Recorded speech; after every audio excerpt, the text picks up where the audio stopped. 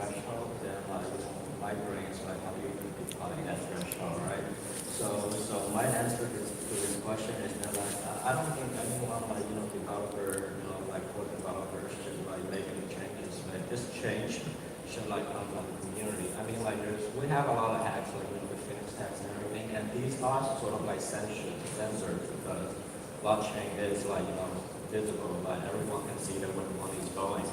So like, and I feel like blockchain shouldn't like work like by itself. It should work with like government. So like government can like sort of like class action that like in the U.S. like there's community that got affected. Like they work with law enforcement to censor that transaction. So like that it should come from community censorship. Okay, interesting. And yeah, you touched on a really interesting point there, Kong, that leads into my next question. The fact that transactions are visible, can a blockchain be censorship resistant when you have visible transactions? I think so. I think so, because the act of observing an action doesn't necessarily result in the fact that you can alter it or you can affect it.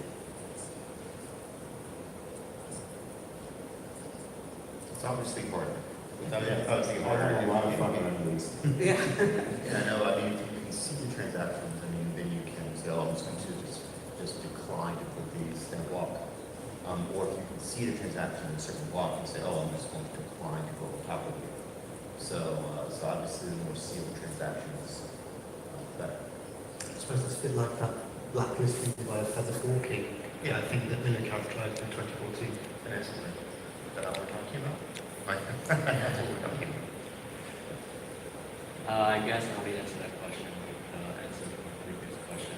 So we should come from like seeing that the transaction is public information, like community should like work together with like law enforcement.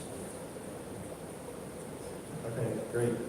So then, obviously, going deeper into, I guess, censorship, and less about the technical, other than more about the social layer, is control systems that are built around blockchains important? So, for example, websites, forums, do these things contribute to censorship resistance? And what might be the best way, how do you approach it in order to resist censorship, if censorship resistance is a goal? I guess we can come back to this idea of having properties on the protocol layer and having the kind of social layer of the ecosystem that comes around it.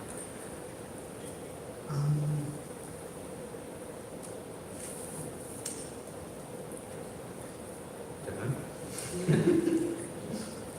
Yeah, it's one of those things where you kind of, how do you weigh it? Like you don't, especially as we're trying to move more towards further adoption, a lot of misinformation out there is obviously detrimental, but there is I think a lot of people feel really interested in blockchain because there is ability, if you want to go and do something and you put something out there that you don't, it's not this type of like IP you would win in other companies and it would just be brought down. So I do like that ability for whomever to self-select and be able to go up and put information out there. But then at the same time, you have that other side of like misinformation and how that will sort of affect the views of other people. And everybody doesn't need to answer in order all the time if you don't want to, so I'm just throwing that out there. I think I got nothing on this one. I mean, I don't know. Different societies have different opinions on this issue. Right. I mean, like for me, I feel like there's not like even a situation. It's about like striking a right balance. So the answer to this question is because on the yes part, because of like censorship, I feel like like she said, like there's so many disinformation out there. Like there are like in the EDC community, there are a lot of people making like claims they just like like false. Like EDC is like controlled by EDC Delting, and there's other like disinformation out there. So I feel like these sort of like message should be censored, but then like we should give them like, whenever we see, like, people post something like that, we should just, like, tell them that it's just not right, give them, like, contrary evidence. But if they would, like, to still keep on doing that, then, like, we can censor it, and then, like, make the reason why they are censored, like, public, I feel like. And, but no part of the answer to this question is that, like, it shouldn't be censored because, I feel like blockchain is a very difficult, like, technology, and like we should like really rate like EC, IP, like all these like proposals. Like, we should there should be a way for them to like to break these like technological terms down to like that like lay people can understand. So on the way there's going to be like different interpretations and stuff like that, and people should be encouraged to open the discussion group to talk about different aspects of it. And like the way how I see it will be sort of like a bottom-up thing. Like at the bottom, you will have like community, different like discussion group dedicated to like different interpretation of different opinions. And then like whatever idea is won in that group, then like we move up. It is very ideal. It's a hard thing. It's hard. Yeah, in like an ideological world. I would like to see more information from obviously there's not like just one group of power, but there's obviously people that are more close to something, and to have more information from people who actually have more facts would tend to be better. And so sometimes you don't see that, and you see so much misinformation, and there is going to be always a story and a narrative that's told, and when there isn't information that people can sort of see as even somewhat objective, people will just make assumptions. And I do find that the blockchain community tends to be a little bit of a suspicious community. So there tends to be assumptions that may not really have much validity. A related point is that social media and websites are vulnerable to kind of civil attacks with sock puppets. So what we really need is some kind of robust, self-sovereign or decentralized identity, which might not reveal people's identities when they choose to remain anonymous or pseudonymous. It would also mitigate against this kind of brigading, this kind of thing you might see on social media. So I liked when, I remember when I guess CTC Cooperative, you put out a report about what was going on, and I don't remember to talk about spending, but it talked about quite a lot of things that were going on in the community, and I thought, oh, that was really great, because obviously involved, and you're kind of able to put information out, and so there's less guessing games that people do, and I would actually like to see more of that with other projects. Yeah. And I feel like sort of like the system way of saying, I feel like there's a value to like information that's like being communicated. So like we should like focus on like encouraging people to talk about like things that is like on topic. Basically sort of like to increase the value of information communicated between like vendors. Yeah, absolutely. And I think that really gets to the fact that this all just takes time. It takes a lot of conversation, a lot of education of people. These aren't easy concepts. They're not easy questions. And they're not even terms that are easy to understand. My own personal definition of all these things has evolved significantly over the last 3 or 4 years that I've been involved with blockchain. So it's really interesting to just see this all play out. And I gotta say, you guys have some really good ideas. There actually something that recently occurred to me that might be helpful. So I work on the Ethereum name service, and we have this, and for any domain, any domain in the world, you actually are required to have copyright. So if you very sure, like say, Microsoft whatever, then if Microsoft asks for it, you have to. And that's just, I mean, there's rules, there's process to follow. But so on the Ethereum name service, they want to know, are you going to use the same procedure? And if you don't, you get locked out of the internet. And so what's our policy on that? And our policy was to have different zones. So we're going to have the zone that was nice. where we do follow, sort of all these typical rules. And we have, let's say, like dark anarchy. And if you get a URL, and dark anarchy is like really, first come, first serve, have at it. And if people start, and if you get a URL like citibank.anarchy, I mean, maybe you shouldn't put in your banking information for that. And so that was kind of what we came up with. These are like with different zones that were really very demarcated. And maybe if you go to a .anarchy for the first time, maybe you have a pop-up that says, just letting you know, you're going to Wild West now. You should probably not. This is kind of a crazy place. But if you want to click through, so be it. That's a very interesting approach. I like that. Reminds me a bit of the news groups era of the internet.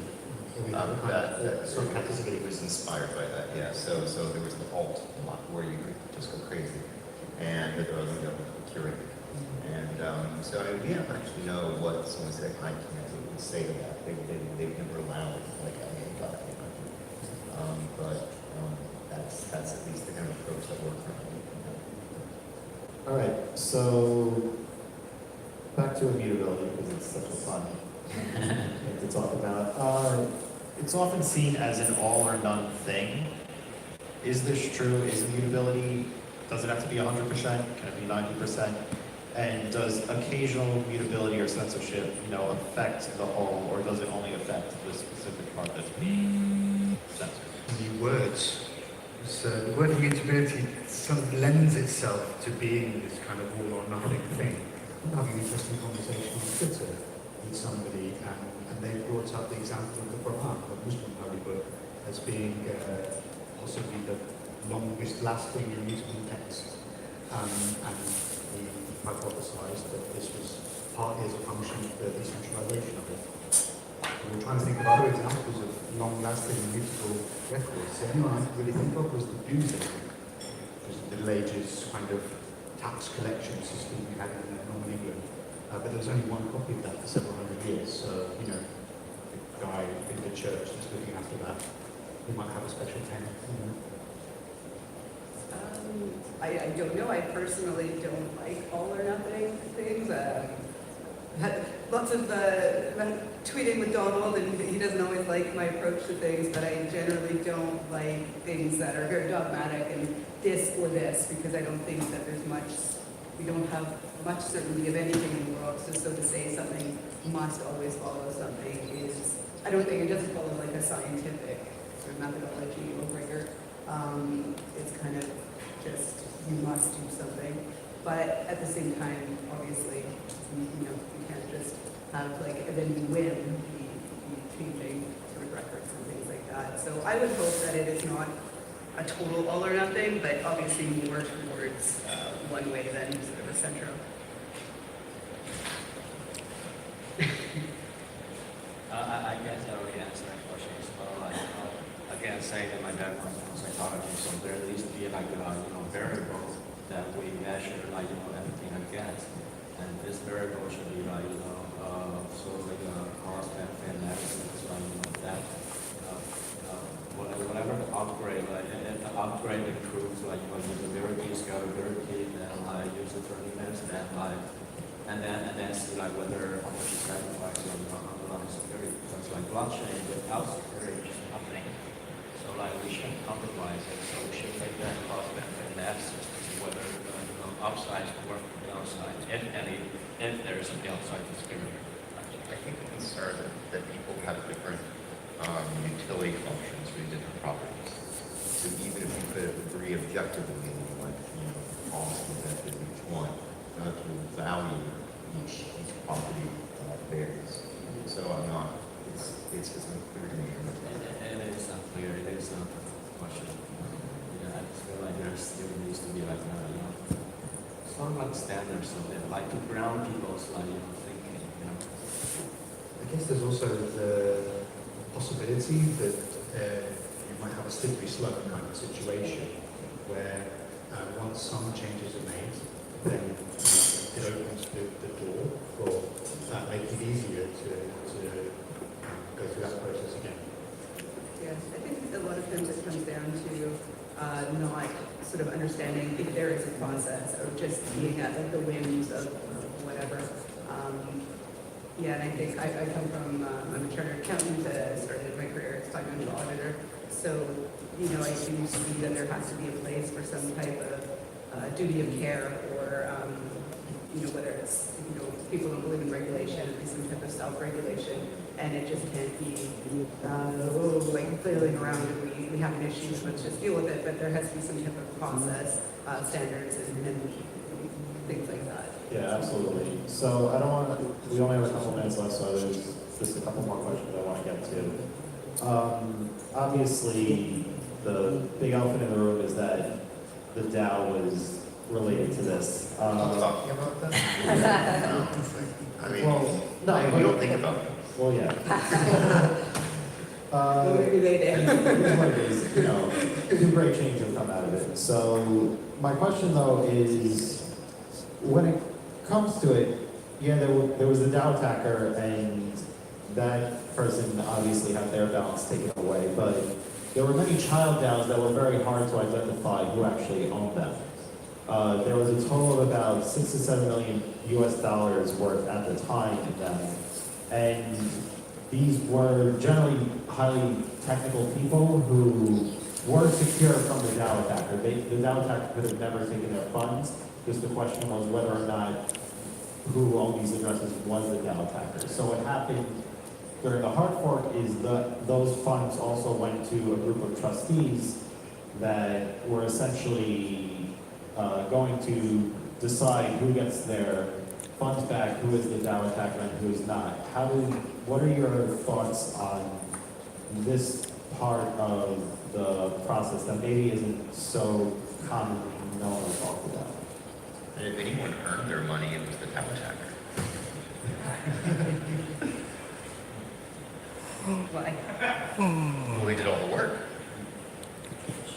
For me, I guess it comes back to this idea of the social contract. So one of the big selling points of Ethereum in the early days was the possibility of building unstoppable applications. And when the DAO was launched and then when these events happened, I suppose there was a difficult choice to be made between whether you would preserve that particular part of the social technical contract, or you would take a philosophy of, let's say, hard minimization of the network. But there was this question mark over, you know, if these child DAOs were being run by existing bystanders essentially, then you could make a case that this resembled collective punishment.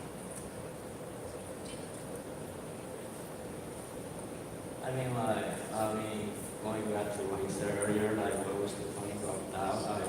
Consistent with my definition of like observability, coming from a psychology background, that is, the way how we like psychologists, like, what we measure is action, what actually matters. That's the most important information.